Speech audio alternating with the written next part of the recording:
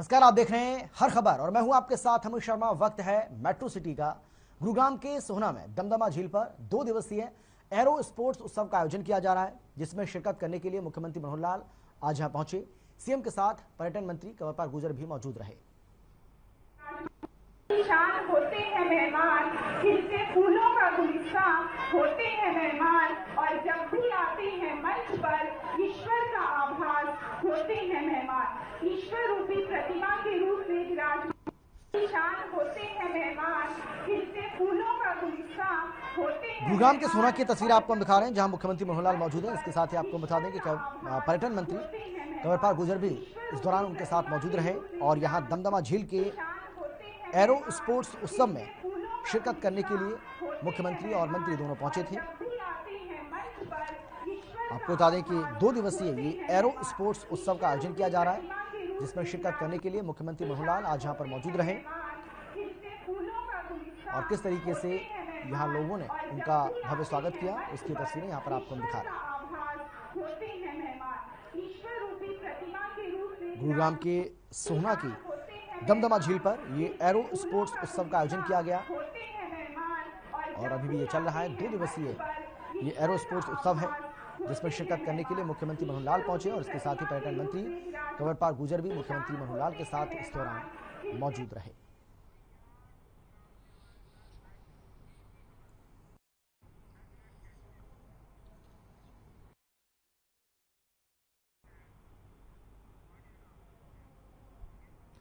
और चलिए अब सीधा रुख करेंगे, हमारे संवाददाता शिवानी लोहिया हमारे साथ जुड़ गई हैं इस खबर पर ज्यादा जानकारी और बातचीत के लिए।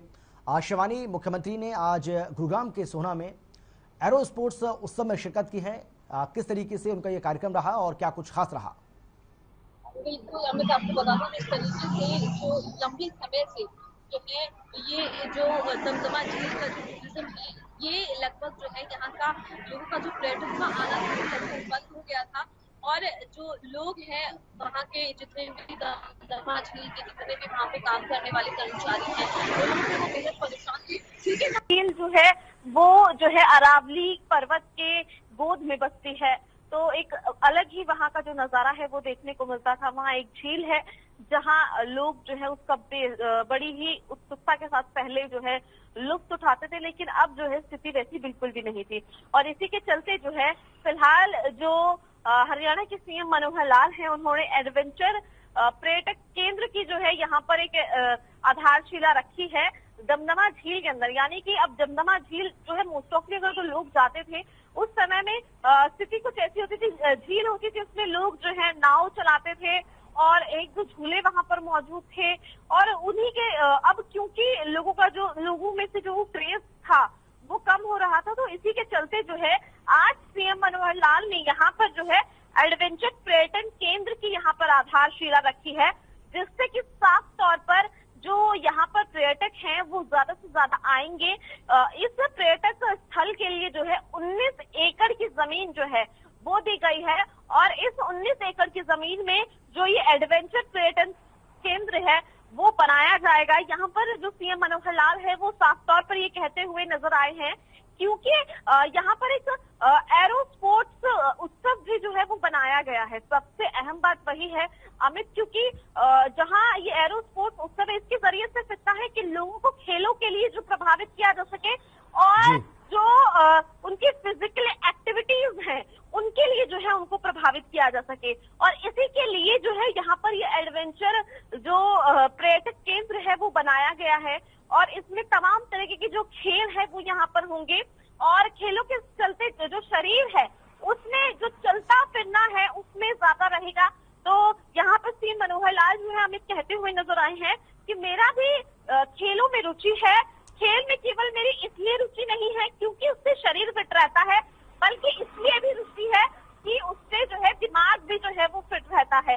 यहाँ पर जो सीएम मनोहर लाल है वो यहाँ पर ये भी बताते आए हैं कि खेल जो है वो किस तरीके से हमारे जीवन में जो है महत्व रखते हैं और जिस तरीके से ये जो पर्यटक स्थल अब फिलहाल बनाया जाएगा दमदमा झील पर, यहाँ पर अब ज्यादा से ज्यादा जो लोग हैं उनके लिए फिजिकली एक्टिविटीज का जो प्रबंध है वो किया जाएगा और यहाँ से दूर दूर से अब जो लोग पर्यटक हैं वो यहाँ पर आ सकेंगे। यहाँ पर कई ऐसी सुविधाएं जो है अमित वो दी जाएंगी, जिससे कि लोगों के लिए ये केंद्र बना रहे, आकर्षण का केंद्र जो है ये लगातार बना रहे, और जिस तरीके से दमदमा झील की लोकप्रियता लगातार कम हो रही थी उसको बढ़ाया जा सके। अमित, बिल्कुल।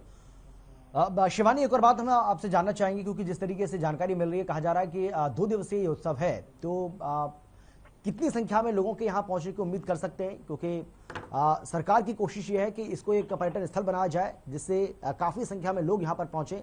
और गुरुग्राम, हालांकि गुरुग्राम विश्वविख्यात है, पहले से उसकी अपनी एक अलग पहचान है, लेकिन पर्यटन स्थल के रूप में भी वो विकसित हो, और इसी दिशा में ऐसा लग रहा है कि सरकार अब जो है वो आगे बढ़ रही है। शिवानी, बिल्कुल। मैं अमित आपको बता दूं कि जिस तरीके से सरकार लगातार ये कोशिश करे कि ज्यादा से ज्यादा जो लोग हैं वो वहां पर आए, और इसी के चलते जो है यहाँ पर जो फीस रखी गई है वो बिल्कुल निःशुल्क एंट्री यहाँ पर रखी गई है। आप खुद सोचिए कि अगर किसी टूरिज्म में फ्री एंट्री रखी जाए तो लोग ज्यादा से ज्यादा वहां पहुंचेंगे, और इसीलिए क्योंकि सरकार खुद चाहती है कि यहाँ पर ज्यादा से ज्यादा लोग जो है यहाँ की खूबसूरती का आनंद ले, इसीलिए लोग जो है यहाँ पर जो है ये फ्री एंट्री फीस रखी गई है ताकि ज्यादा से ज्यादा लोग जो है वो वहां पर पहुंच सके।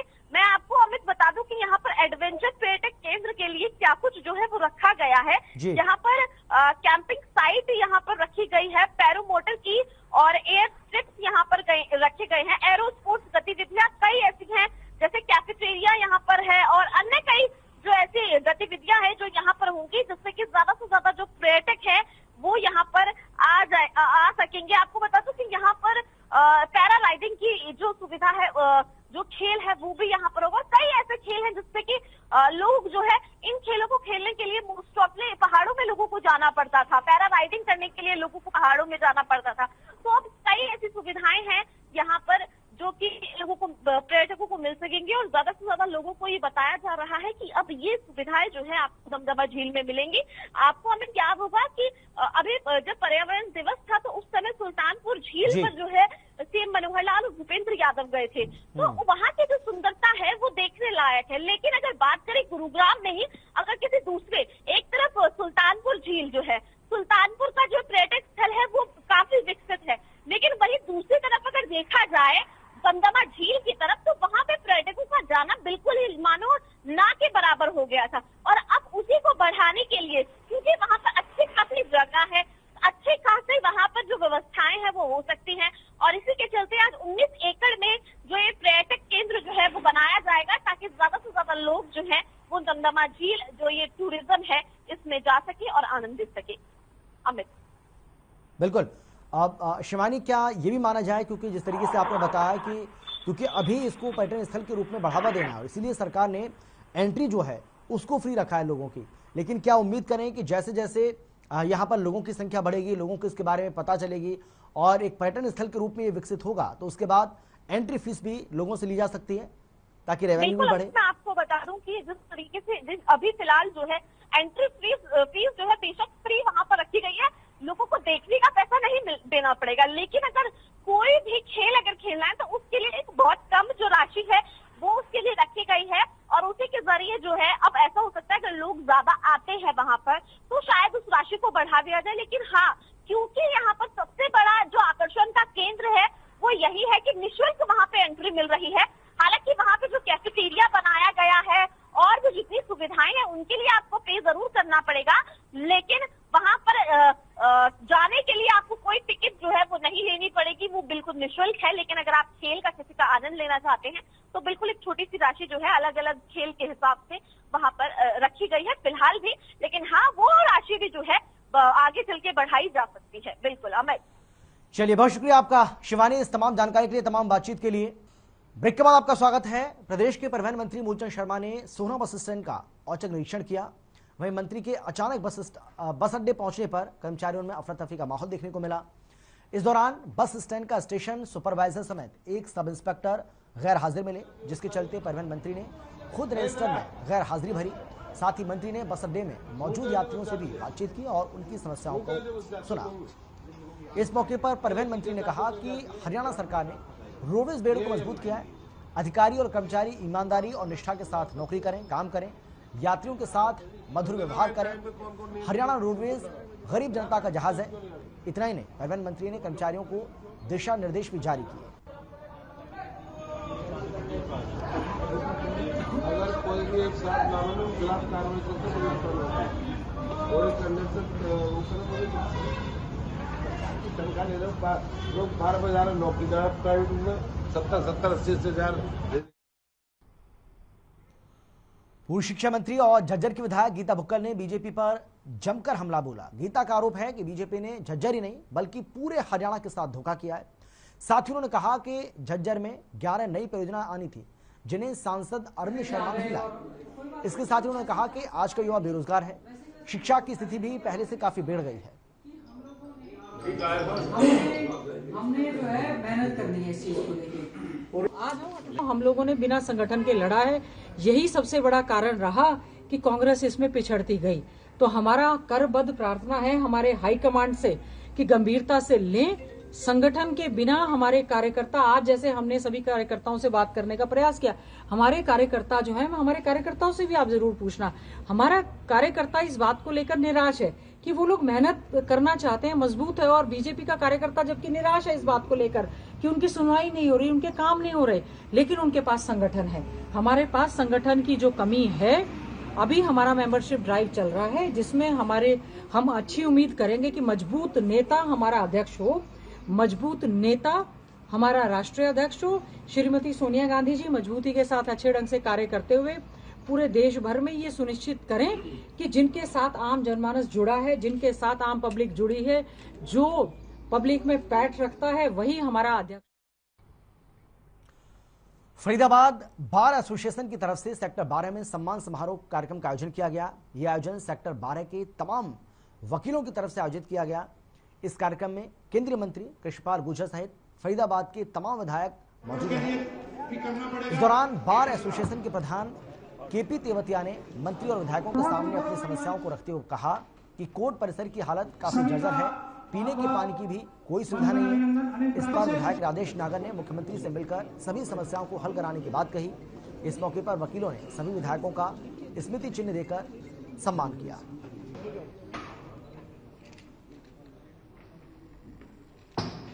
बार के प्रधान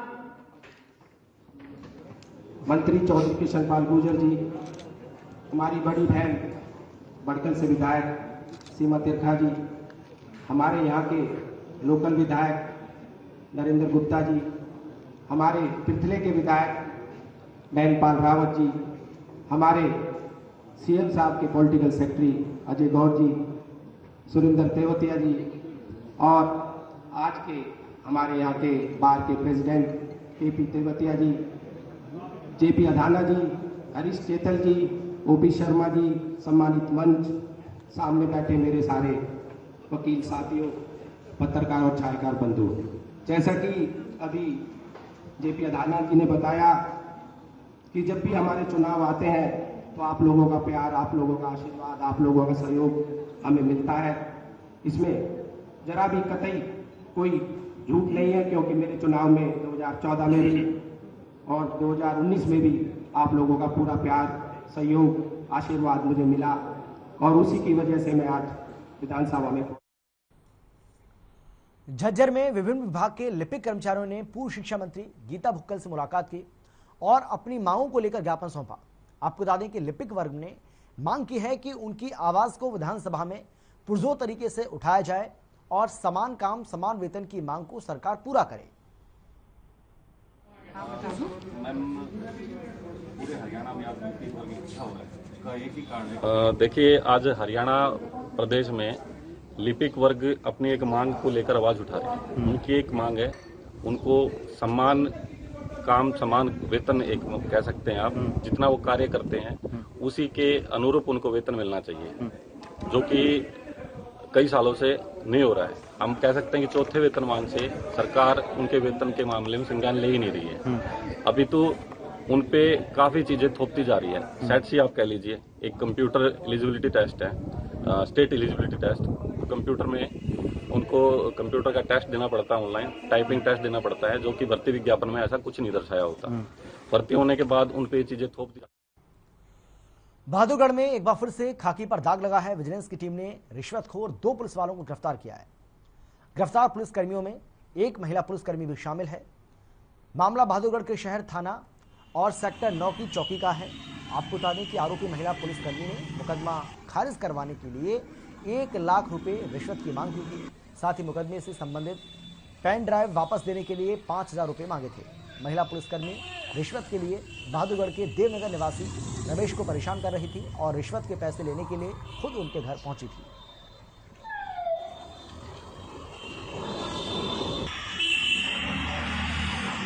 रिश्वत मांगी, मैं बोला कि कुछ कम कर ले, ऊपर अधिकारी कलम भी ना टेकर, इससे कम तो ये देने पड़ेंगे ना आपको। लड़कियों को तीनों को उठाकर बंद करूंगी।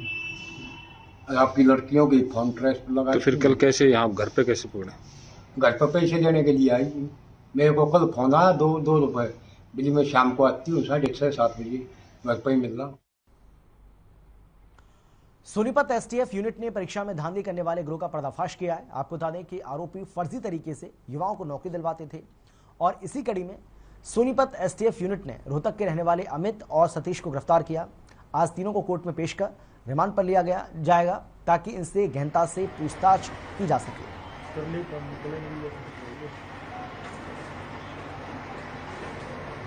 पेपर लीक वाले केस में जो पानीपत में दर्ज है और अपना वो काफ़ी बड़ा केस कई दिनों से चल रहा है, उसमें ये 3 आरोपी पिछले 5-6 महीने से फरार चल रहे थे। सुशील छोटा है, आसन गांव का रहने वाला है, अमित है और एक सतीश लठवाड़ है जो मुडलाना गोवाना का रहने वाला है। ये तीनों ही पेपर लीक में चल रहे थे। इन सुशील छोटा और अमित ये सब पेपर लीक का काम करवाते हैं, हैक करके बच्चों को क्लियर करवाते हैं। सतीश और सुशील के नाम खुद की अपनी लैब है इनकी, और बाकी कुछ लैब इन्होंने अपने नाम से करवा रखी हैं। कुछ लैबों में और पार्टनर हैं, वो नाम दूसरे के हैं लेकिन उनमें ये पार्टनर हैं। इनका काम तीनों का अलग अलग वही काम था होता है। किसी का सोल्वर टीम को रिमोट एक्सेस देना, किसी को वही बैठ के सोल्व करवाना पेपर को, कोई कैंडिडेट ला के देता है, और ये खुद लैब के पार्टनर भी हैं। तो इनका तीनों तरीके से काम कर लेते हैं नंबरवारी। जो भी जैसा भी पेपर आता है जिस भी लेवल का, तो ये 1 by 1 जो अपने इनको कार्य डिस्ट्रीब्यूट हैं उन पे। बल्लभगढ़ के रिहायशी इलाकों में अजगर मिलने का मामला सामने आया है, जहां एक घर में लगभग 7 से 8 फुट का अजगर मिलने से इलाके में हड़कंप मच गया। जिसके बाद मौके पर पहुंची पुलिस ने वाइल्ड लाइफ की टीमों को मौके पर बुलाया और अजगर का रेस्क्यू कर उसे अरावली की पहाड़ियों पर भेजा गया।